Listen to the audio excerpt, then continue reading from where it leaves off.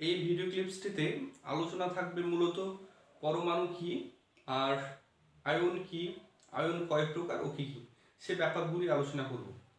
তো প্রথম প্রশ্ন হলো পরমাণু কি। পরমাণু হলো মৌলিক পদার্থের ক্ষুদ্রতম কণা বা অতি ক্ষুদ্রতম কণা, যা খালি চোখে দেখা যায় না এবং যার মধ্যেই পদার্থের সমস্ত গুণ বা বৈশিষ্ট্য বর্তমান। সেই ক্ষুদ্রতম কণাটিকে বলা হয় পরমাণু। যেমন ধরা যাক এত বড় একটা পিণ্ড আছে, সোডিয়ামের পিণ্ড, সোডিয়ামের টুকরো। সেই সোডিয়ামের টুকরো, তাহলে সেই টুকরোটাকে কি পরমাণু বলা হবে? না, সেটা নিশ্চয়ই ধরা যাক বোর্ডে আমরা দেখি এই একটা টুকরো আছে যেটা হলো Na, সোডিয়ামের টুকরো আছে। তাহলে সোডিয়ামের টুকরোটাকে সোডিয়াম পরমাণু বলা হবে? না, এর ক্ষুদ্রতম অংশ থাকতে হবে, এত সূক্ষ্ম থাকতে হবে যা খালি চোখে দেখা যাবে না, আণুবীক্ষণিক হবে। এবং সেই ক্ষুদ্রতম কণার মধ্যে যেন মূল পদার্থের, যেটা ভেঙে ক্ষুদ্রতম কণা পেয়েছি, সেই মূল পদার্থের বৈশিষ্ট্যগুলো যেন ছোট কণার মধ্যে থাকে। এরপর আমরা পরমাণুর গঠন কেমন হয় সে সম্পর্কে জানি। পরমাণুর গঠন হয়, যে কোনো পরমাণুর কেন্দ্রে রয়েছে নিউক্লিয়াস, নিউক্লিয়াস মধ্যস্থ রয়েছে প্রোটন কণা এবং নিউট্রন কণা। একটা আমি ছবি আঁকি, সেই ছবিটা হবে কার্বনের কার্বনের পরমাণু গঠন অঙ্কন করছি, তারপর সেখান থেকে এক্সপ্লেন করি। এটি হলো নিউক্লিয়াস, যেখানে আছে +606। প্রথম কক্ষপথে সর্বাধিক 2টি ইলেকট্রন রয়েছে এবং দ্বিতীয় কক্ষপথে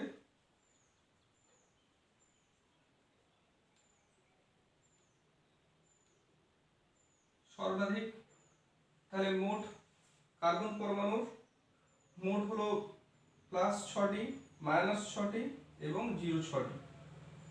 আমরা জানি যে কোনো পরমাণুর কেন্দ্রে রয়েছে নিউক্লিয়াস, নিউক্লিয়াসের মধ্যেই রয়েছে প্রোটন কণা এবং নিউট্রন কণা। তাহলে তার কেন্দ্রে নিউক্লিয়াস অঙ্কন করেছি, তাদের +6 লেখা আছে মানে প্রোটন কণা 6টি এবং নিউট্রন কণা 0 6 মানে নিউট্রন কণা 6টি। আর মোট রয়েছে ইলেকট্রন সংখ্যা 6টি। তাহলে প্রথম কক্ষপথে সর্বাধিক 2টি ইলেকট্রন বসে গেছে, আর অবশিষ্ট কয়টি থাকছে? 2টি বসে গেছে। টোটাল হলো মোট 6টি ইলেকট্রন, 6টি থেকে 2টি বসে গেছে, থাকে অবশিষ্ট 4টি। সেই 4টি তাহলে দ্বিতীয় কক্ষপথে বসানো হলো।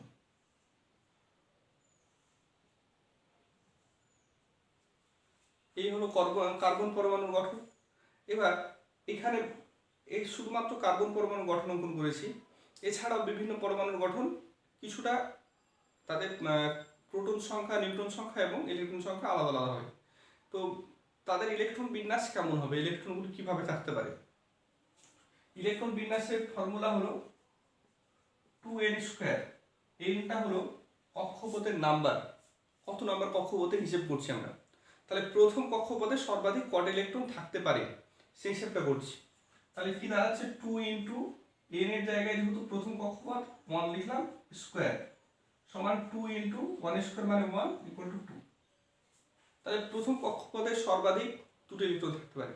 যদি দ্বিতীয় কক্ষপথের হিসেব করি, দ্বিতীয় কক্ষপথে 2n², 2 ইন্টু 2², এখানে 2 লিখলাম, তার কারণ হলো কক্ষপথ নাম্বার 2 এর হিসাব করছি, যে 2 নাম্বার কক্ষপথে সর্বাধিক কটি ইলেকট্রন থাকতে পারে। তাহলে সেক্ষেত্রে 2 দিয়ে 4, 4 দিয়ে 8, 8টি ইলেকট্রন থাকতে পারে। এভাবে তৃতীয় কক্ষপথের হিসাব করব, n এর জায়গায় 3 লিখব।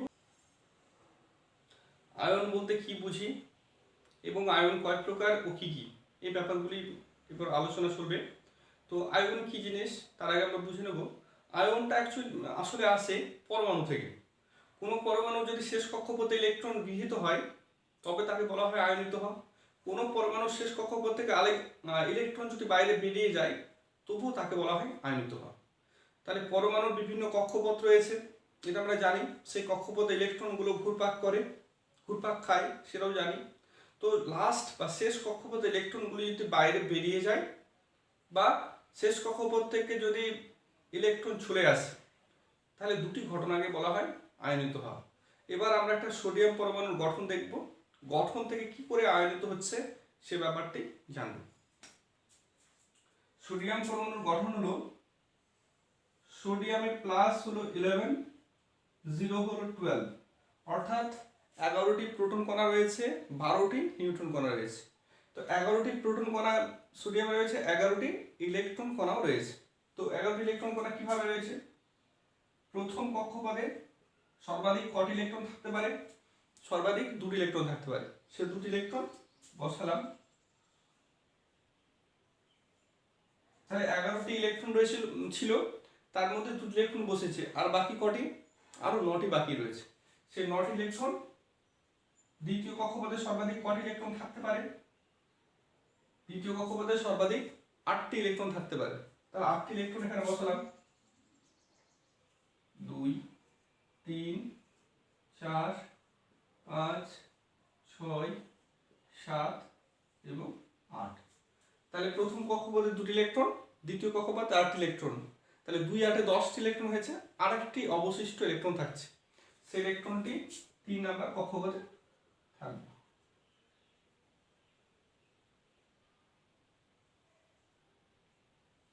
তাহলে এটা হলো সোডিয়াম পরমাণুর গঠন। তাহলে সোডিয়াম সবসময় চেষ্টা করবে কি, বা যে কোনো পরমাণু চেষ্টা করে যেন তার শেষ কক্ষপথে 8টি ইলেকট্রন থাকে। এটা হলো যে কোনো পরমাণুর প্রবণতা। তাহলে এখানে আমরা দেখতে পাচ্ছি কি, সোডিয়াম পরমাণু প্রথম কক্ষপথে 2টি ইলেকট্রন রয়েছে, দ্বিতীয় কক্ষপথে 8টি এবং তৃতীয় কক্ষপথে 1টি। যদি সোডিয়াম সেই একটি পরমাণুকে ছেড়ে দেয় বা বর্জন করে, তবে তার শেষ কক্ষপথে কটি ইলেকট্রন হবে? 8টি ইলেকট্রন হবে। তাই সোডিয়ামের টেন্ডেন্সি বা প্রবণতা হলো সবসময় একটি ইলেকট্রনকে ছেড়ে দেওয়া। তো একটি ইলেকট্রন যদি ছেড়ে দেয়, তাহলে দেখতে কেমন হবে? তাহলে দেখতে হবে এরূপ। এই হলো তার নিউক্লিয়াস, +11 রয়েছে, 0 12 রয়েছে। প্রথম কক্ষপথে 2টি, দ্বিতীয় কক্ষপথে 8টি ইলেকট্রন। 2, 3, 4, 5, 6, 7 এবং 8। তাহলে এই সোডিয়াম পরমাণু ছিল। সোডিয়াম পরমাণুর গঠন কেমন ছিল? প্রথম কক্ষপথে 2টি ইলেকট্রন, সর্বাধিক 2টি ইলেকট্রন, দ্বিতীয় কক্ষপথে সর্বাধিক 8টি ইলেকট্রন এবং তৃতীয় কক্ষপথে অবশিষ্ট 1টি ইলেকট্রন ছিল। সেই ইলেকট্রনটা সে বাইরে ছেড়ে দিয়েছে। ছেড়ে দিয়ে তাহলে এখন দেখতে কেমন আছে? এখন দেখতে প্রথম কক্ষপথে 2টি ইলেকট্রন এবং দ্বিতীয় কক্ষপথে 8টি ইলেকট্রন রয়েছে। এটাও কি সোডিয়াম থাকলো না পাল্টে গেল? এটা পাল্টে গেল। পাল্টে গেল কেন? কারণ আমরা দেখব হিসেব করে, এই সোডিয়ামে প্লাস কটি ছিল? প্লাস ছিল 11টি। মাইনাস বা ইলেকট্রন কটি ছিল? ইলেকট্রন ছিল 11টি। সোডিয়াম পরমাণুতে প্রোটন ছিল 11টি এবং মোট ইলেকট্রন ছিল কটি? 11টি। তাহলে প্রোটনকে সবসময় আমরা প্লাস দিয়ে নির্দেশ করি আর ইলেকট্রনকে মাইনাস দিয়ে নির্দেশ করি। তাহলে তাদের মোট চার্জটাকে, প্রোটন এবং ইলেকট্রনের চার্জ যদি যোগ করি, তাহলে কত হচ্ছে? +11 -11 কেটে গিয়ে কত হবে? 0। তাহলে চার্জটা কেমন ছিল? মোট চার্জ কেমন? মোট চার্জ 0 বা নিষ্ক্রিয়। এবার এই যে পদার্থটা তৈরি হলো, একটা ইলেকট্রন ছেড়ে দিয়েছে, ছেড়ে দেওয়ার পরে যে পদার্থটা তৈরি হলো সেটা কেমন হলো? সেটা ভেতরে রয়েছে 11টি প্রোটন এবং বাইরে 10টি ইলেকট্রন। 10টি ইলেকট্রন কেন? কারণ শেষ কক্ষপথের একটি ইলেকট্রন সে ছেড়ে দিয়েছে। তাহলে এই চার্জ কেমন হবে? +11 -10 কত হয়? +11 -10 +1। তাহলে এর একটা চার্জ চলে এসছে। এ ছিল নিস্তড়িত, এর ছিল নিস্তড়িত, এর চার্জ চলে এসছে। কেমন চার্জ এসছে? +1। তাহলে সেটাকে আমরা লিখবো কিভাবে? Na+1। +1 লিখতে হয় না, শুধু প্লাস, শুধু প্লাস মানে বোঝায় +1। তাহলে আমরা এটা নাম কি দেবো? Na+। অর্থাৎ একটা প্রোটন কণা একটা প্লাস বেশি আছে। তাহলে এটি হলো আয়নিত হওয়া। যখনই একটা ইলেকট্রন সে শেষ কক্ষপথ থেকে ছেড়ে দিল, তখনই সে আয়নিত হলো। এবার আমি এর প্যারালালি বলে দিই যে আয়ন কাকে বলে? কোনো পরমাণুর শেষ কক্ষপথে ইলেকট্রন যদি গৃহীত হয় বা ইলেকট্রন বর্জিত হয়, দুটিকেই বলা হয় আয়ন, বা পরমাণুর সেই অবস্থাটিকে বলা হয় আয়ন। এরপর আয়ন 2 প্রকার হয়। প্রথম প্রকারের নাম হলো ক্যাটায়ন, দ্বিতীয় প্রকারের নাম হলো অ্যানায়ন। এবার ক্যাটায়ন কোনটা, অ্যানায়ন কোনটা? কিছু কিছু ক্ষেত্রে আমরা দেখেছি কি, যে তার ভেতর থেকে কোন একটা পরমাণুর শেষ কক্ষপথে ইলেকট্রন বাইরে বেরিয়ে গেছে, মানে কেটে গেছে, যদি কেটে যায়, ইলেকট্রন কেটে বাইরে বেরিয়ে যায়, তবে তাকে বলা হবে ক্যাটায়ন। ক্যাটায়নকে সবসময় প্লাস চিহ্ন দ্বারা নির্দেশ করা হয়। কেন হয়? কারণ কোনো পরমাণু থেকে যদি ইলেকট্রন বেরিয়ে যায়, তবে সেক্ষেত্রে প্রোটনের সংখ্যাটা বেশি হয়, তার চার্জ প্লাস হয়ে যায়। এবার এখানে আমরা কি দেখলাম, সোডিয়াম পরমাণুর ক্ষেত্রে কি দেখলাম, তার শেষ কক্ষপথে একটি ইলেকট্রন ছিল, সে একটি ইলেকট্রন ছাড়তে চায়, তার ছাড়ার প্রবণতা রয়েছে। কেন? তার শেষ কক্ষপথে তাকে 8টি ইলেকট্রন করতে হবে। একটি ইলেকট্রন ছেড়ে দেওয়ার পরে তার কি দাঁড়িয়েছে, তার দাঁড়িয়েছে প্রোটন কণা 11টি, ইলেকট্রন কণা 10টি, ইলেকট্রন কণা 10টি। এখানে তাহলে মোট চার্জ কত হয়েছে? মোট চার্জ +1। তাহলে একটি ইলেকট্রন ছাড়ার পরে এর চার্জ কেমন হলো? Na+1। Na+1 আমরা লিখি না, সেটাকে লিখি Na+। তাহলে এটাকে বলা হবে আয়নিত ভাব। যখনই ইলেকট্রন ছেড়ে দিল, তখনই তাকে বলা হবে সেই সোডিয়ামটা আয়নিত হয়ে গেছে। আয়নিত হয়ে গেছে মানে সে ইলেকট্রন ছেড়ে দিয়েছে। এটা হলো ক্যাটায়ন। তাহলে ক্যাটায়ন কাকে বলে? এমন কিছু পরমাণু রয়েছে যারা সবসময় তাদের শেষ কক্ষপথে ইলেকট্রন ত্যাগ করে। এটা আমি সংজ্ঞাটা গুছিয়ে বলছি, যে এমন কিছু পরমাণু রয়েছে যারা রাসায়নিক বিক্রিয়ায় অংশগ্রহণ করে তাদের শেষ কক্ষপথে ইলেকট্রন বর্জন করে যে আয়ন সৃষ্টি করে, সেই আয়নকে বলা হয় ক্যাটায়ন। তাহলে কোনো বিভিন্ন পরমাণু তাদের শেষ কক্ষপথ থেকে ইলেকট্রন বর্জন করে যে আয়নের সৃষ্টি করে, সেই ধরনের আয়নকে বলা হয় ক্যাটায়ন। ক্যাটায়নের উদাহরণ কি হলো? ক্যাটায়নের উদাহরণ হলো Na+। তাহলে Na+ কোথা থেকে এসছে? Na থেকে Na+ এসছে। আর একটা জিনিস আমরা মাথায় রাখবো, যে সব সময় কিন্তু রাসায়নিক বিক্রিয়ায় ইলেকট্রন অংশগ্রহণ করবে। প্রোটন কণা যতই ঘটনা ঘটুক, এখান থেকে প্রোটন কণা কম বা বেশি হবে না। কোনো পরমাণু থেকে প্রোটন কণা কম বা বেশি হবে না। কেউ হয়তো ভাবতে পারি আমরা যে একটা পরমাণু থেকে প্রোটন কণা লাফিয়ে ভিতরে ঢুকে গেল, ঢুকবে না। সব সময় মাথায় রাখতে হবে যে শেষ কক্ষপথের ইলেকট্রনগুলো কিন্তু আসবে এবং যাবে, অর্থাৎ আদান এবং প্রদান হবে। কখন হবে? যখন রাসায়নিক বিক্রিয়া সম্পাদন হবে। তাহলে এবার যদি কেউ আমরা ভাবি যে ভেতর থেকে একটা ইলেকট্রন বেরিয়ে যাবে, বেরোবে না কিন্তু। সব সময় শেষ কক্ষপথে ইলেকট্রন গৃহীত বা বর্জিত হবে। তাহলে আবার আমি ক্যাটায়নের সংজ্ঞা বলে অ্যানায়নের মধ্যে চলে যাব। এমন কিছু পরমাণু রয়েছে যাদের শেষ কক্ষপথে ইলেকট্রন বর্জন করে আয়নিত হয়। তাহলে শেষ কক্ষপথের ইলেকট্রন বর্জন করে যে আয়নের সৃষ্টি করে, সেই আয়নকে বলা হয় ক্যাটায়ন। তাহলে কোনো পরমাণু তার শেষ কক্ষপথে ইলেকট্রন বর্জন করে যে আয়নের সৃষ্টি করে, সেই আয়নটিকে বলা হয় ক্যাটায়ন। সোডিয়াম ক্যাটায়নের উদাহরণ হলো Na+। এরকম আরও অনেক ক্যাটায়ন রয়েছে। তো যতগুলো, যখনই আমরা দেখবো শেষ কক্ষপথে ইলেকট্রন 4-এর কম আছে, তখন তারা সবসময় কিন্তু ইলেকট্রন ছাড়তে চাইবে। আর কে আছে উদাহরণ দেখি। যেমন ক্যালসিয়ামের উদাহরণ। ক্যালসিয়ামের গঠন কেমন? তার প্রথম কক্ষপথে সর্বাধিক 2টি ইলেকট্রন, দ্বিতীয় কক্ষপথে 8টি এবং তৃতীয় কক্ষপথে 2টি ইলেকট্রন রয়েছে। ক্যালসিয়াম সবসময় চাইবে তার শেষ কক্ষপথে যে 2টি ইলেকট্রন আছে সেটাকে ছেড়ে দিতে। তাহলে ক্যালসিয়াম যদি শেষ কক্ষপথে 2টি ইলেকট্রন ছেড়ে দেয়, বর্জন করে, তাহলে তার গঠন, তার ক্যাটায়ন কেমন হবে? Ca2+। 2+ কেন? শেষ কক্ষপথে 2টি ইলেকট্রন সে ছাড়ছে। এরপর ম্যাগনেসিয়াম। ম্যাগনেসিয়ামের গঠন কেমন?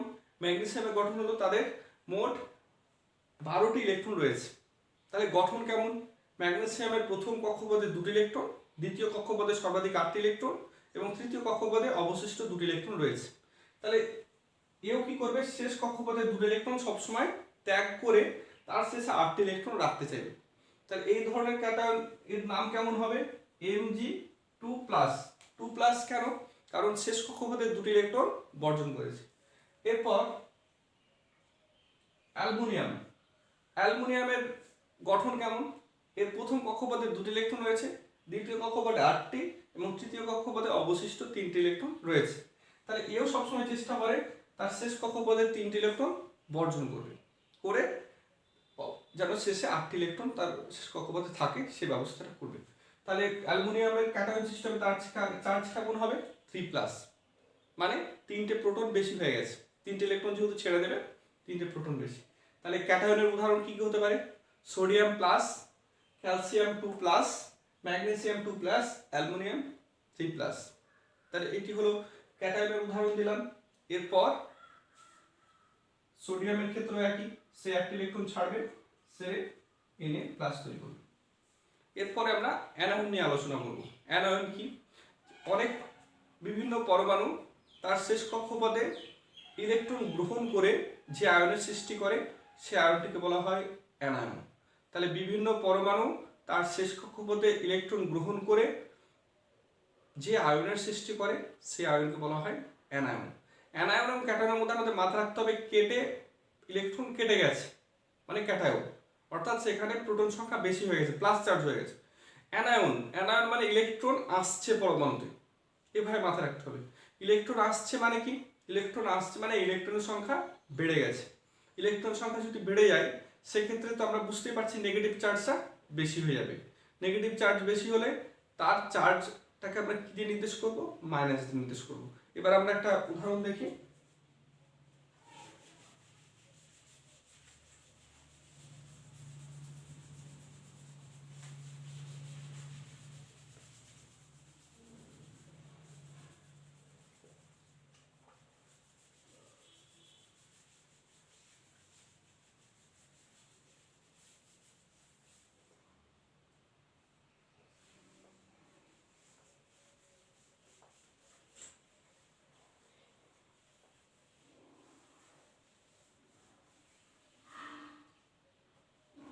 এবার আমরা একটা ক্লোরিন পরমাণুর গঠন দেখব প্রত্যেকে। ক্লোরিন পরমাণুর গঠনে তাদের গঠন কেমন আমরা প্রত্যেকে জানি। ক্লোরিন পরমাণু 17টি প্রোটন কণা রয়েছে, 18টি নিউট্রন এবং 17টি ইলেকট্রন কণা রয়েছে।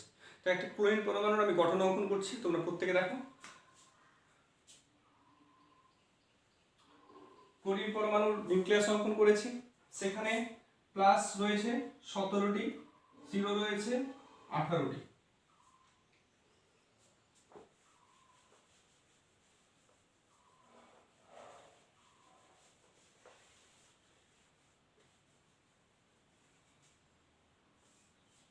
এবং তাহলে প্রোটন কণা রয়েছে 17টি ক্লোরিন পরমাণু, জিরো রয়েছে 18টি, মাইনাস রয়েছে 17টি। তাহলে প্রথম কক্ষপথে কটি ইলেকট্রন বসবে? সর্বাধিক দুটি, তাই বসালাম একটি, দুটি। 17টির মধ্যে দুটি বসেছে, বাকি কটি? আরো 15টি বাকি। দ্বিতীয় কক্ষপথে সর্বাধিক কটি ইলেকট্রন থাকে? 8টি ইলেকট্রন থাকে, 8টি বসালাম 1 2 3 4 5 6 7 8। এবং তৃতীয় কক্ষপথে তাহলে অবশিষ্ট ইলেকট্রনগুলো থাকবে। প্রথম কক্ষপথে দুটি ইলেকট্রন বসেছে, দ্বিতীয় কক্ষপথে সর্বাধিক 8টি ইলেকট্রন বসেছে, মোট 10টি বসেছে। অবশিষ্ট কটি আছে? মোট 17টি ইলেকট্রনের মধ্যে 10টি বসিয়েছি, 7টি বাকি, সেই 7টি বার বসিয়ে দিয়েছি। 1 2 3 4 5 6 7 8, আপনার 7 হবে।